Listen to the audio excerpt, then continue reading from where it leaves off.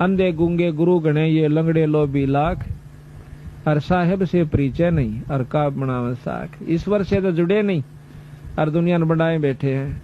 आप भी नरक में गधे बनेंगे और गेला उनके वो बनेंगे चेले, उड़े नरक में लौटेंगे और उड़े के कुतिया के पेट में कुतरू बने का होंगे सारे गुरु चेले। तो इस दुख से बचने के लिए हमने पूरे गुरु की तलाश करनी चाहिए। ये मनुष्य जन्म बालका खेल नहीं है कि फिर मिल जाएगा। एक अनाड़ी का फंसका अपनी धन बर्बाद नहीं करना चाहिए।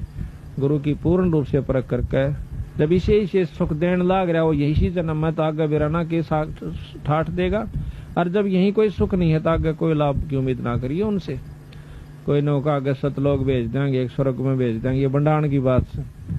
जब हम तो यहाँ तो कैर हो रहा घर में और वहां फिर स्वर्ग में, तो यही सुख हो गया तो यहीं पर स्वर्ग से शुरू हो जाएगा और आगे भी आपको लाभ मिलेगा, वैसे नहीं मिलेगा। तो इस प्रकार बता है कि जिस घर में ऐसे सुथरे समागम शुरू हो जाते हैं उनके ना जाने कितने दुख परमात्मा दूर करा कर। तो इसलिए बताया कि सत्संग के बिना इस जीवन में ज्ञान नहीं होता। सत्संग में आप देख लो कितने गाय हो साबित काम में, बल्कि निंदक ज्यादा होंगे और इस बात को सराहने वाले कम मिलेंगे। क्यों? उनको बेरा नहीं बेचारा। जब ज्ञान हो जाएगा कि यह चीज बहुत बढ़िया है और इसका ज्ञान हो, यहाँ वक्त बैठे कोई सुने, वो बिना सुने तक कोई कुछ कह रहा होगा, कोई कुछ कह रहा है। सच्ची बात को सुनने में भी कष्ट होता है। यहाँ का बैठे सुने फिर उसको अजमा कर देखें। हम किसी को बुरा नहीं सिखाते।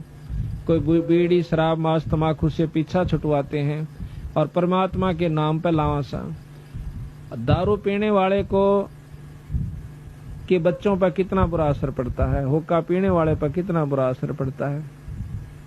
एक दारू पीने वाला और हुक्का पीने वाला भी हमारे को जो बुरा बतावस है तो हमने उसकी बुद्धि का बेरा पटरा है, वो कितने दिमाग उसके अंदर है। आप तो सारे काम करे, ताश भी खेले और वो भी सत्संग की निंदा करता है, तो आप हिसाब ला लियो वो कितना कामिल आदमी से जो हमारी निंदा करता है। फिर निंदक के बारे में कबीर साहब ने कहा है कि निंदक मेरा नाम रो और बसो ना मुझसे दूर।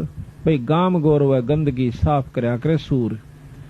जो गाम गौरव गंदगी हो से उसने सूराए का काम हो से उस गंदगी ने साफ करने का। निंदक जो भगत का होता है वो सबसे प्यारा हो से उसका, वो उसके सारे अड़ंगे ने साफ करता है, उसकी सारी बुराई ना आप ले लेता है। इसी प्रकार कहा है कि जब तक हम सत्संग में नहीं आवांगे तो हमने क्या का ज्ञान नहीं होगा। अब सत्संग ये भी नहीं जरूरी होता कि लाखों आदमी इकट्ठे हो जाए। जब वह सत्संग हुआ करे, दो भाई बैठ के ईश्वर की चर्चा कर ले, वो भी सत्संग कहलाता है। हो सकता है उसकी उसी में सद्बुद्धि आ जाए और नाम लेने की चेष्टा बन जाए। तो इसलिए बताया सत्संग मोक्ष की दारा, कोई समझ राम का प्यार। सत्संग मोक्ष की दारा, कोई समझ राम का प्यार। अब सत्संग का सुनना कोई बड़ी बात नहीं, सत्संग तो बहुत सुन लिए होंगे, पर उसको समझना नाम सत्संग का उस है। अगर समझाएंगे नहीं तो सुनी सुनाई बातों पर कोई लाभ नहीं होगा जब तक हम समझेंगे नहीं। कैसे?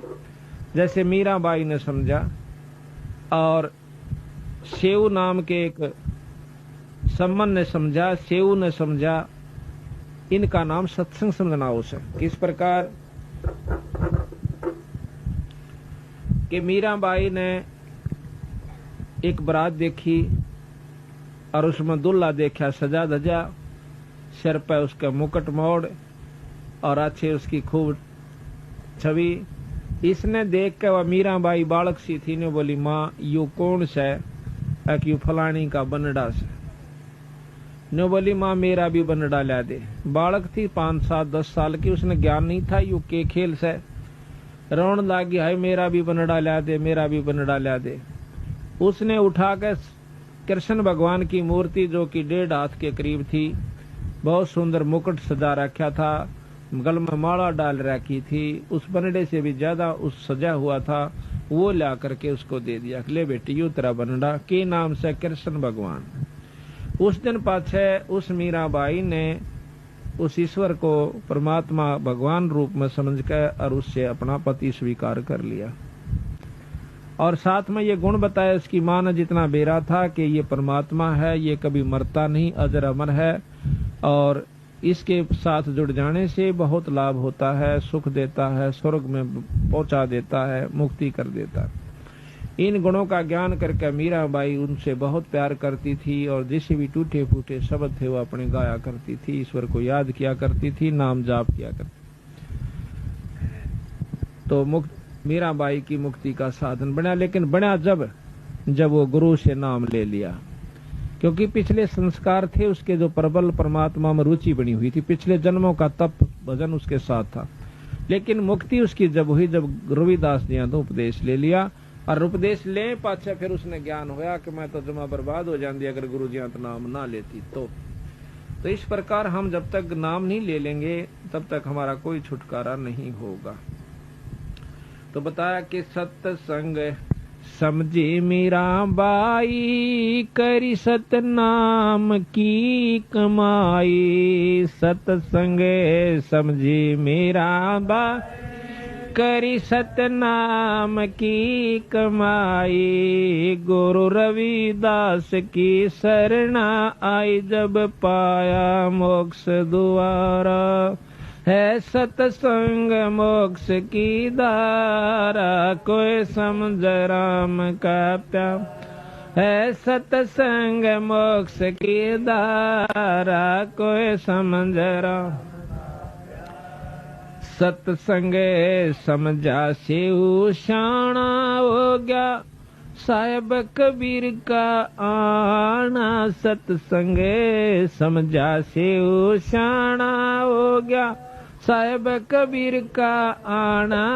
नेकी समन न खिला दिया खाना, वो अमर किया मनियारा। है सत्संग मोक्ष की धारा, कोई समझ राम को।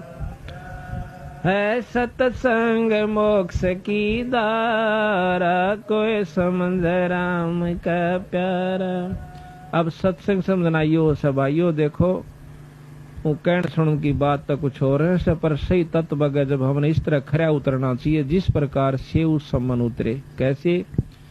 एक सम्मन नाम का मनियार था, वो बंदी छोड़ से उपदेश ले लिया सारे परिवार ने। 3 प्राणी थे घर में, एक तो नेकी जो सम्मन की घरवाली, एक उनका लड़का दोनवा का, वो था शेव उसका नाम था।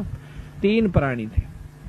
अब देखो सत्संग जहाँ होता है बचपन से बच्चा पे हम जिसी भी जकर घर में करांगे वही असर होया करे, रोजाना असर हो। इतने गरीब हालत थी उनकी, इतनी गरीब हालत थी बेचारा की कि कई बार तो जून उग जाया करती, पर कभी उन्होंने किसी की नीयत खराब नहीं करी, ना चोरी करी ना ठगी करी। और यूं क्या करते बेटा, भूल कर चोरी मत कर लियो, सत्यानाश हो जाता है। जो चोरी करते हैं लोग या कोई बुराई करते हैं, रिश्वत लेते हैं, कोई बुरा काम करते हैं, अपनी किस्मत पर सब्र करके हमने रहना चाहिए। एक दिन भगवान कबीर साहब ने विचार किया, क्योंकि कमाल के अंदर अभिमान हो गया था, वो महाराज के संग ज्यादा रहता था, सेवा बहुत कराया करता। एक दिन उसके मन में अभिमान आ गया कि महाराज जी कि हाँ भाई, मेरे जितनी सेवा आपकी कोई नहीं कर सकता। अब अभिमान चाहे माया का आ जाओ, चाहे भजन का आ जाओ, और भाई चाहे किसी शरीर का, चाहे औलाद का, चाहे संतान का, राज का, वो नष्ट कर दिया कर, भक्ति खत्म हो जाती है। जिस प्रकार एक बार नारद मुनि में अभिमान हो गया था, उसने जाकर के अपने पिता ब्रह्मा जी से कहा कि मैंने अब माया जीत ली है, काम क्रोध मोह लोभ अहंकार के वश में नहीं हो सकता। ब्रह्मा जी कहने लगे, पुत्र मेरा आज्ञा तक कह दी है, पर और जे करना करिए किता। उसने सोची, क्योंकि बालक ने मना करे ना दूना चाला करे उसका नहीं, बालक तक ये था पूरा अच्छे पूरे संत थे। फिर उसके मन में आई पिताजी तन्य कहीं जाकर, जब चीज उपलब्ध कर ली मैंने, जीत ली है, तो बताने में क्या डर से। उसने जाके शंकर भगवान से जिक्र कर दिया कि ऐसे जी मैंने माया को, काम क्रोध मोह लोभ अहंकार में किसी काबू में नहीं आऊंगा, मैंने माया जीत ली है। ने बोला, भाई देखो वह बात है तेरी ठीक से, नारद जी संता के काम तो ये होया करे, पर इसका कित विष्णु भगवान आगे जिक्र ना करिए। उन्हें सोची ने कह आकर पिताजी भी ने कहे था, ये भी ने कहे, जा कह विष्णु जी आगे फिर कह दिया, कहा भाई नारद जी आ गया महाराज। और भाई ठीक ठाक मौज होगी महाराज ने बोला, जी एक उपलब्धि मैंने आज कर ली। क्या कर ली भाई कि मैं किसी माया के काबू में नहीं आऊंगा। मैंने बेरा पट गया कि संसार कुछ नहीं है, हाँ, और मैंने सब क्या पे काबू कर लिया। वाह बेटा वाह, बहुत अच्छा करा। विष्णु भगवान ने सोचा कि देख शंकर जी का बस में को नहीं आया कामदेव, और यू कर लिया, ये इसका यू फुटे भागी भी चौधरी पाकेगा और यू गधा बनेगा, फिर जाकर इसका समाधान होना चाहिए। जो बोला ठीक है बेटा, बहुत बढ़िया करे, शाबाश। और यूं कहकर नारद जी चल पड़ा तो रास्ते में एक मायावी महल, एक नगर बनाया।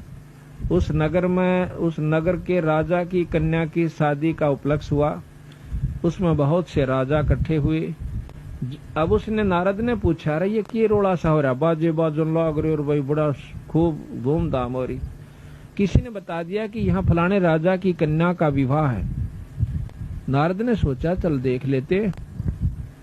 अब मन में आता है कि क्यों ना यहाँ शादी करवा लूं, पर शादी तेरी हो क्यों कर, कन्या बहुत खूबसूरत और तेरी सूरत ठीक को नहीं। तो उसने भगवान विष्णु से अर्ज करी कि मुझे अपना रूप दे दे। अब भगवान विष्णु प्रकट हुए, कहने लगे बोलो ऋषिवर क्या चाहिए कि ऐसे ऐसे कन्या का विवाह है और उसने अपना पति चुनना है और जो खूबसूरत पति होगा उसको चुनेगी, आप मुझे अपना रूप दे दीजिए। नो बोले तथास्तु। तो उन्होंने बंदर का मुंह ला दिया उस नारद जी के। अब नारद जी सोचे कि तेरा जो शकल है विष्णु भगवान की हो चुकी है और तेरे जितना सुंदर इस सृष्टि में कोई नहीं, और कन्या तुझे जान दे अपनावेगी। अब वो कन्या माला लेकर के घूम रही होती है और नारद जी का दोहरे का लिकड़गी। उसने सोचा तू देखा को नहीं, ये ना तो आई चुन लेती। आगे जाके फट मुंह काटा सारा तो आगे आके उस और लड़की ने और मुंह फेर कर दूर के लिकड़गी। फिर आगे पहुंचा, देखा कदे फेर कसर रहेगी वो। आखिर में उसको शीशा दिखा दिया, एक ने खड़ा होकर अपनी शक्ल तो देख ले तुम। शक्ल में देखा है तो बंदर का मुंह हो रहा। तो वहां से समझ गया कि मेरे को जो है ना विष्णु भगवान ने ठग लिया। और थोड़ी देर में आ जाता है खुद विष्णु और उस कन्या के सामने खड़ा हो जाता है और वो कन्या उस विष्णु जी के गले में वरमाला डाल देती है। तो नारद जी ने विष्णु भगवान को श्राप दे दिया कि जिस कारण मैं पत्नी की वियोग में आज इतना दुखी हुआ, इसी प्रकार तुम भी एक दिन अपनी इस पत्नी के बारे में दर दर धक्के खाओगा और तेरी मदद भी जो है वानर करेंगे जिसका तने मुंह लाया। इतना श्राप देकर के नारद जी अंतर ध्यान हो जाता है। एक बार की बात है कि रामचंद्र जी उस श्राप को पूर्ण करने के लिए सीता जी का हरण हुआ। राम वियोग करता हुआ घूम रहा जंगल में, पहाड़ा का ऊपर। तो नारद जी पहुंच जाते हैं। नारद जी ने पता तो हो गया कि तेरे कारण इन्होंने कष्ट पाया। पांव पकड़ कर रोने लग गया। ने बोला महाराज मैं पापी जीव सूं, अपने स्वार्थवश आपको मैंने श्राप दे दिया है और आज आप मेरे कारण दुखी हो रहे से। कोई बात ना बेटा, मैं तो इस दुख ने ले मरूंगा, पर तेरे पर नहीं उठाओ। तेरे को सुखीकरण की खातिर मैंने ये सारा कष्ट मोल लिया है। हम तो पार कर जाएंगे इस कष्ट ने, पर तेरी सी दुर्गति हो जाती तो कुत्ता और गधे की जुनी में जांदा, अगर तेरा अभिमान उसमें मैं नहीं तोड़ता तो। इस प्रकार अभिमान जो बहुत खतरनाक होता है। तो भगवान कबीर साहब ने सोचा कि कमाल की तो बिगड़गी बनी बनाई कहानी। इब इसमें युवा अभिमान हो गया कि तेरा जितनी सेवा महाराज जी ने कोई नहीं कर सकता। एक दो दिन के बाद महाराज ने कहा कि भाई कमाल, ऐसे ऐसे एक भक्त है अपना सम्मन नाम का मनियार, और उससे मिलना जी कर रहा से, चलोगे? हाँ महाराज मैं तो आपके संग जरूर चलूंगा। एक शेख फरीद नाम के संत हुए हैं जो कि पहले बहुत तपस्या की, तप किया, उल्टे कुएं में लटक गए थे, फिर भी परमात्मा अल्लाह खुदा की प्राप्ति नहीं हुई, मुसलमान थे। बंदी छोड़ कबीर साहब ने जब उसने 12 वर्ष कुएं में लटकते हो गए और काग आगे आंख काट डरना, तो उस समय उस शेख फरीद ने न्यू कहा था भाई कागो मेरे हाडा पर ऊपर कोई मांस बच रहा हो तो उसने खा लो, क्योंकि अस्थि पंजर हो गया था, उसका मांस नहीं रहा शरीर का ऊपर। 12 वर्ष में 100 मन अन्न महाराज गरीबदास जी ने लिखा है कि शेख फरीद ने खाया था। 1.25 मन 12 वर्ष में। उसके अभाव से यानी शरीर ऐसा हो गया था जैसे हाड़ नारे चमके थे, कति मांस नहीं।